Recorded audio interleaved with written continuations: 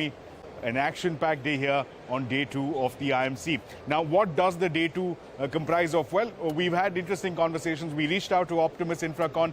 They talked about diving into the drone manufacturing space as well as manufacturing smartphone glasses for the very first time here in India. We had the benefit of a conversation with Ericsson. They talked about heightened data consumption, how it is likely to go up from 26 GB per user and likely to shoot all the way up to 62 GB per user. We spoke to Nokia.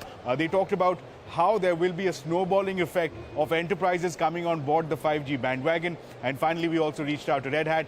They talked to us about how India appears to be insulated from the pulls and pressures of geopolitical tension and uncertainty, and that as far as tech spends are concerned, India is on a safe boat.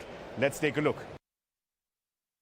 What is the level of localization that we're looking at for this drone manufacturing that you plan to do here? And number 2, you also mentioned exports. By when can we see exports? Which are the markets that you'll be targeting? Sir, you see one thing, when I said localization, earlier we never got the chance for localization because R&D is done by somebody else, supply chain is controlled by somebody else.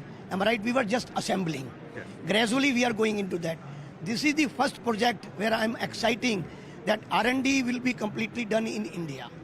And because of R&D is done in India, we can do easily localization, which is the need of our data security. Am I right? So our focus with the company that one division should focus only on R&D. What is going to be next for 5 years or 10 years? Labor cost is good here.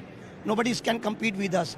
But this is the one project where we got the opportunity, R&D, manufacturing, employment, and gradually we will be able to export because of the geopolitical situation also.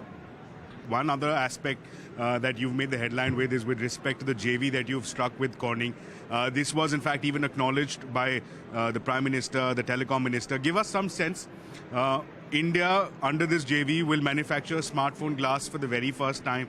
How critical is it to bring the mobile component system also to India along with making mobiles?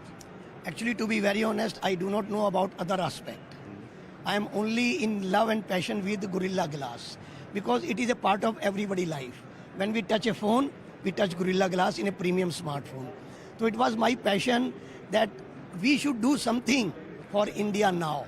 So this is the first plant and it is scalable, and if we get the market support, demand, we are in position to cater to the market at any level in coming 3 to 5 years. Fair enough. Also give us some perspective as to the investments that you'll be required to make. Where will this manufacturing facility come up? By when are we likely to see manufacturing commence? So to be very honest, we have zeroed out 2 states, Telangana and Tamil Nadu. So there are so many challenges, good and bad for both states. But for us, logistic and other supports are more important than the incentive part. So I think within next week, we will zero out the state, and by 2024 end, we will be in position to start production at our plant. You mentioned 2 states, Telangana as well as Tamil Nadu, both of them highly industrialized states. Both of them states also importantly offer incentives to manufacturers coming locally there.